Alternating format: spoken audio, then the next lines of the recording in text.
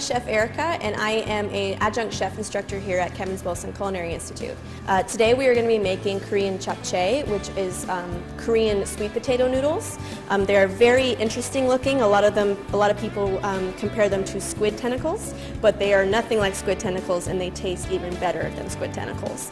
It's a very simple recipe, something you guys can make at home. It's just a little time consuming, as are most stir fries, because it takes a lot of prep. So before we start our stir fry, we need to make sure that we have all of our mise en place done. And the general rule with stir fry, especially stir fries that are heavy in vegetables, there's a lot of prep to do beforehand. So make sure you get all your prep done before you even start on this recipe, otherwise you're going to have a really hard time. And we are going to julienne this onion. I'm going to start from the right side, or left side if you're a lefty, of my onion, and just start cutting very thin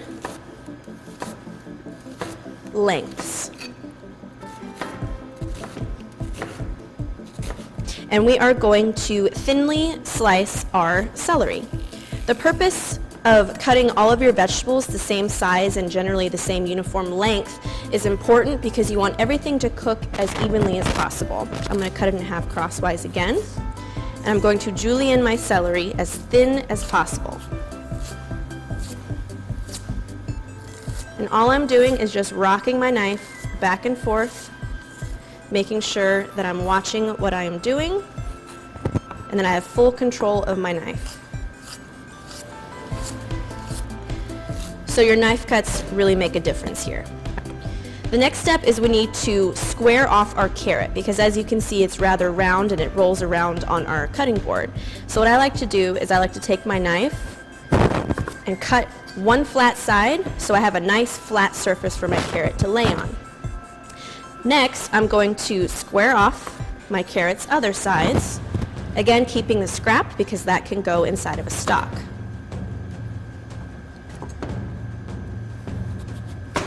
Okay? So I'm going to cut my squared off carrot into very thin logs, or planks if you will. And the goal is to get them as thin as possible. That way your carrots cook as quickly as possible. So now that I've got a nice thin plank, I'm going to do the same thing like I did with my celery, where I'm going to cut it into nice thin lengths.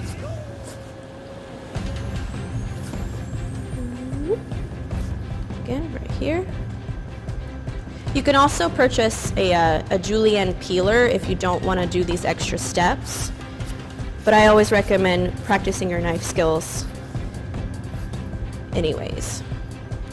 I'm going to take these, and once again I'm going to cut them in half so they're nice little julienne matchsticks. There's no one way to fabricate a pepper, but the easiest way that I've found is to start by cutting off the very tip top. But make sure you reserve this red pepper around the stem, because this is 100% usable product. Okay, so don't throw that away. Next, our main goal is to get the pepper fruit and remove the seeds. So the easiest way to do that without getting seeds all over your cutting board is to separate this seed pod from the membrane inside of the fruit. So what I do is I'll just run my knife in and around. Okay, and then I can easily remove the seed pod and any extra seeds that remain on the actual pepper itself. The goal is to get all of the seeds out, because they will burn if you keep them inside of your peppers and inside of your wok when you stir fry. Okay, so the next step is just to cut it in little walls or planks. Okay, and then from here we can julienne. Okay, the general rule when you're julienning peppers or dicing peppers or cutting peppers in general is to actually flip it over so the firmer skin is on the outside. That way you are ensuring that your knife is cutting all the way through your pepper. So again, nice thin strips. We have for the vegetables, we have our bok choy. I prefer using bok choy in my stir fries mainly because of the water content of it and the natural flavors of bok choy compared to other cabbages like red cabbage or Napa cabbage. Okay, really any cabbage will do, so replace your favorite cabbage with whatever you've got inside of your stir fry. All I'm doing is just peeling the leaves, the central leaves from the root. And from here, I can leave these little tiny pieces as a garnish, and I can utilize these bigger pieces inside of my stir fry. So what I like to do is the top of the greens of bok choy tend to cook much like spinach does, to where it wilts really quickly. So I'm going to separate my greens from the actual cabbage itself, okay? And much like we did with our celery, I'm just going to cut off these little dirty ends, because again, you don't really want that earthy dirt flavor inside of your stir fry. Okay, throw these away. All right, and same thing with the julienne. You're going to start by kind of pushing your bok choy flat and thinly julienne. And with the greens, I'm going to again treat this like I do spinach, or I'm just going to kind of stack my leaves together. And this knife cut is called a chiffonade, where I stack all my leaves together and I'm going to roll them up like a tiny little cigarette. And I'm going to just do a light slice. And this will provide a nice pop of color inside of my stir fry. Now for my aromatics. I like to do the aromatics last, because the more that you process aromatics, the more it leaches onto your cutting board, and you just get less flavor in that way. So what I'm going to do is I'm going to take some fresh ginger. You can either peel it with a peeler. Some people like to use a spoon and run it up underneath the ginger. What I like to do is just use my knife, because we use what we got at the time. And just as close to the skin as possible, peel that ginger. I'm just going to do a nice, quick, fine chop, where I'm going to start by just cutting it into thinner pieces and then chopping. So how I like to chop is I will take the tip of my knife and place it over the pile of whatever I'm about to chop. My other hand is going to create a straight fingered high five and rest on the very tip of my knife. My knife hand has a strong and firm pinch grip up on my bolster, and all I'm going to do is just rock up and down over the ginger. Eventually, once you get comfortable with that motion, you can then rock upwards and downwards. You might need to stop and reconsolidate your pile every once in a while, but that's the general rule of a chop.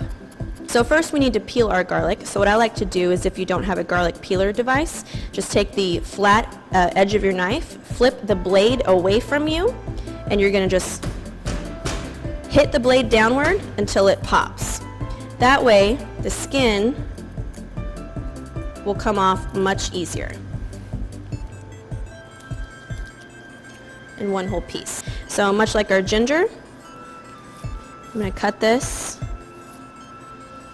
into slices and then start my chopping process.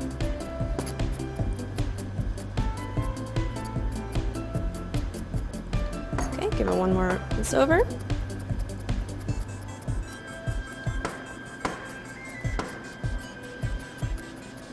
Okay, got a nice amount of garlic here. So now I've got my green onion. So in Asian cuisine, they tend to utilize the entire green onion, okay? However, the different parts of the green onion are utilized in two different ways. Since the dark green part is more fragile, the longer it cooks, the more slimy and gross it gets. And again, we're not going for slimy gross. The white part is more fibrous and thicker, so it can withstand much more heat. So what they do is they will separate the whites from the greens, save the greens for garnish or for last minute, and the whites can actually get cooked down, okay? I'm going to very carefully remove my root end, okay? And I'm just going to cut these on what is called a bias. So I'm going to hold my knife at a 45-degree angle from the food I am cutting. I'm going to make my first cut, and then keep that 45-degree angle, making sure my knife is cutting all the way through to my cutting board, so I'm not getting little accordions of green onion. Okay? For my green onion shoots, you can do the same thing, where you can start on a bias and cut into nice little sharp spears. For our sauce, we have 1.5 tablespoons of sesame oil, 2.5 tablespoons of brown sugar, 3 tablespoons of soy sauce. If you wanted to make this dish gluten-free, you could use tamari soy sauce instead of traditional soy sauce. Just going to kind of break up my sugar a little bit. And then I'm going to add about half of 2 teaspoons of sesame seeds. The rest I will leave for a garnish. And I'm just going to combine my sauce ingredients, making sure to break up any large chunks of that brown sugar. Depending on how old your brown sugar is or how long it's been sitting inside your pantry, this might take a couple minutes. Alright, so next is going to be our dried shiitake mushrooms. As you can see, they're not dried anymore. If you can find fresh shiitake mushrooms, then absolutely go for it. If not, then they are available year-round in the dried variety. You can find these at any kind of international food market. The reason why I am soaking them is I'm trying to attempt to rehydrate them, right? Because they are dried, so they are very, very fibrous in their dried form. So all I did was heat up some rice vinegar, a little bit of soy sauce, and some water, and like a touch of mirin, which is a Japanese rice wine. And that's just, they've been soaking in this mixture for about 20 or 30 minutes. So now I'm ready to take them out. I'm going to shake out any excess. And set aside that, and you can utilize that in basically any kind of Asian dish, okay? Dried shiitake mushrooms have already had their fibrous stems removed, so you don't need to do any additional prep to this other than slice it. So again, flat side down, I'm going to hold my mushroom in place. Whoop. A little slippery. There we go. And as you can see, 30 minutes was not long enough for some of these mushrooms.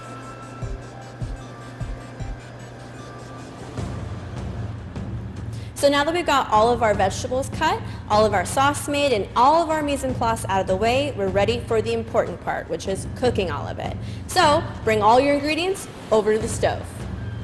Alright, so now that we've got all of our ingredients chopped and julienned and everything, we are ready to start the cooking process. So the purpose of a stir fry is to be on as high heat as you possibly can and cooking it as the least amount on high heat as possible. Okay, that way you're not cooking out all the nutrients. So first I recommend using a cast iron wok, or if you just got a stainless steel wok at home, this heat up process is going to take a little bit longer. But if you've got black steel or black carbon steel or a stainless steel wok, this process will be very quick. So essentially we're heating up our wok until it starts to smoke. That means that our oil is ready. You will also know that it is ready because it'll move freely inside of your pan. And if you kind of shift it down towards you and you see a shimmering inside of your oil, if you guys can see that, that means your oil is ready too. Okay, so first we're going to start with the vegetables that take the longest to cook down, and in this case it's going to be our onion and our green onion, as well as our mushrooms.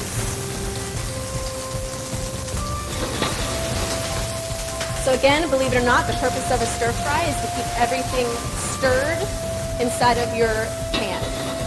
If you're not comfortable with the sautéing method, you can use a wooden spoon. I do not recommend using any kind of metal utensil on your wok because it will hurt your seasoning on your cast iron or stainless steel wok. Okay? So again, we're just keeping everything moving inside of our wok. Keep everything tossed. And the goal is to get just a little bit of color on everything, but not too much to the point where it's burning. Okay? So I'm going to cook my onions until they become what is called translucent, which means they are going to become somewhat see-through. So now our onions are becoming much more transparent and much more see-through, and they're starting to go a little limp on us. Okay, so that generally means they are ready. So the next step is going to be adding our red peppers, our carrots, our celery, and our bok choy. Again, keep things moving. Get those stir-fry muscles moving. And you want to make sure that things aren't getting too dark. So if you're starting to get a little char, especially on your mushrooms, what you can do is turn your heat down just a little bit. And we're going to add a little bit of our marinade. And this just gets things a little bit wetter inside of our pan, so it doesn't char as much. It'll also start seasoning our vegetables. Okay? So once our vegetables have all become a great consistency and are relatively cooked to the point where they're cooked but they're still crisp, then we are ready for the next step, which is going to be adding our noodles. Now our noodles have been pre-cooked beforehand. You would cook them just like you would if you've ever cooked vermicelli noodles or rice noodles before, or pad thai noodles before. And you're just going to gently toss them. Now I'm ready to add my sauce. And any sugar that gets stuck on the bottom, make sure you scoop that out as well. There you go. And any sesame seeds that might be stuck as well. Okay? I'm going to stir this, give it a nice little toss. And at this point, your stir fry is going to change the color of the soy sauce that we added, the soy sauce that we added into it. It's at this point that I actually have a little secret that I like to do when I make my stir fry. Especially if you're a beginner or you've never made stir fry before, adding really small pieces of minced garlic and ginger on a very high heat will burn almost instantly. Okay, so instead what I like to do is once I have my vegetables and noodles nice and heated, then I add my aromatics. And the residual heat from the noodles and from the vegetables are going to cook my aromatics for me. And as soon as you start to smell that fragrant ginger or fragrant garlic smell, you'll know that your aromatics are cooked and you're ready for the last step, which I wish you guys had smell-o-vision because it smells amazing. All right, last step is going to be removing or turning off my heat. And I'm ready to add my greens from my bok choy, or if you prefer to use spinach, that works too. And again, that residual heat from my noodles, from my pan, and from my vegetables is going to help wilt those greens. Okay, I'm going to give it one last toss just to kind of fully incorporate everything together. Okay. And now I'm ready to plate. So now that we've got all of our vegetables nice and cooked, our greens are nice and wilted, we are ready to start plating. So insert a healthy portion of japchae into your bowl. Don't worry about getting it all messing up the white parts and getting them all droopy with sauce, because we can always go back behind and wipe our plate. Okay? Make sure we get all those delicious vegetables.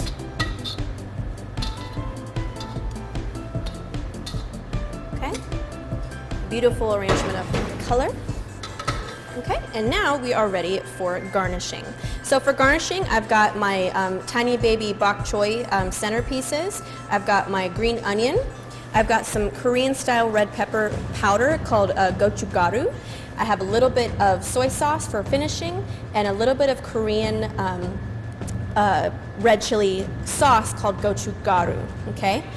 These tend to be very spicy, so make sure you use them in small amounts if you are a wimp like me. Okay? So what I like to do is I will first drizzle just a little bit of extra soy sauce around my plate.